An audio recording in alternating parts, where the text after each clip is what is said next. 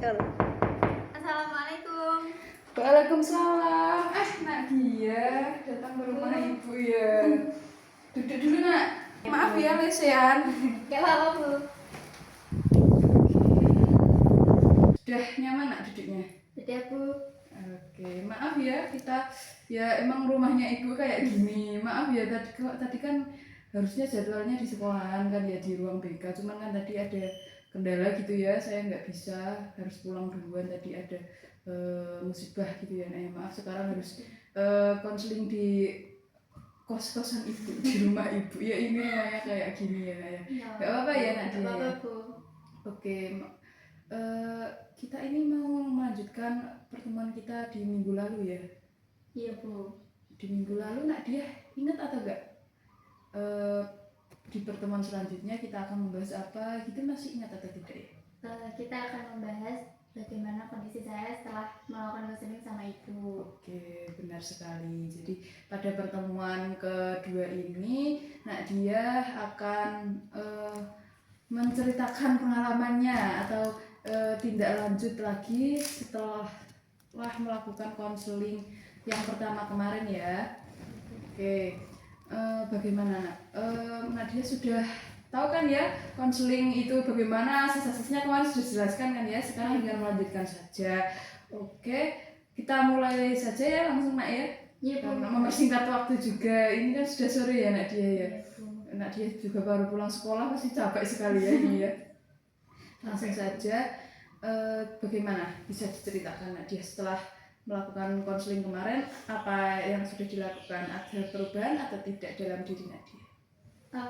Saya sudah tidak merasa cemas, sudah tidak merasa takut atau trauma kayak yang saya ceritakan waktu itu Bu.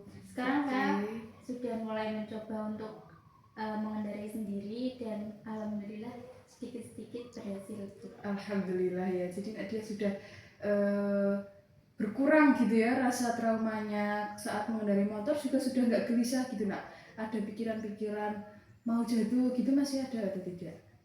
Sudah enggak Bu, saya coba terus gitu. Awalnya sih ya takut gitu Bu, tapi saya melawan, akhirnya alhamdulillah bisa Bu. Oke, berarti setelah pertemuan kemarin itu sampai saat ini, sampai hari ini ya nak ya, itu dalam rentang waktunya itu Nadia mencoba belajar setiap hari atau ada jadwal tersendiri gitu ya nak?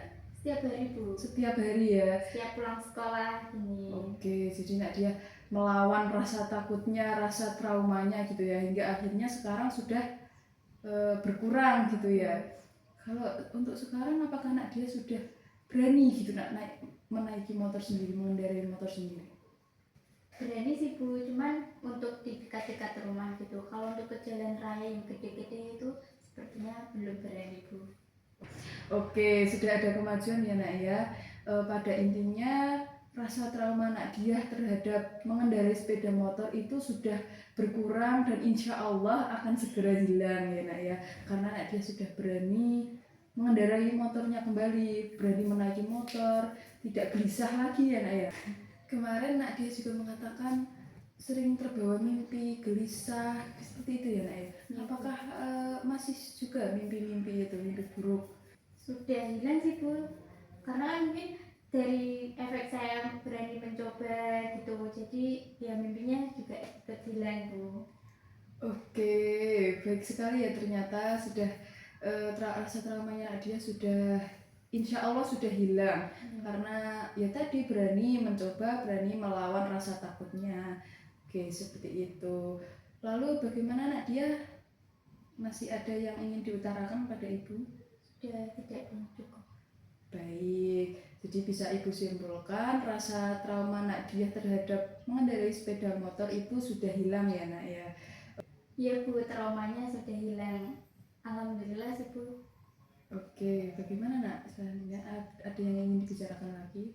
Enggak Bu, cukup. Sudah cukup, berarti untuk proses konseling dengan Nadia ini sampai pada pertemuan kedua saja ya nak ya, karena masalah Nadia sudah teratasi. Baik, ada yang ingin dibicarakan lagi? Tidak Bu. Oke, kalau gitu Nadia mau langsung pulang atau main-main di tempat ibu Langsung dulu? pulang saja Bu. Langsung pulang ya, sudah Terima sore kasih soalnya. Ibu, saya Iya izin sama-sama. pamit. Hati-hati di jalan ya.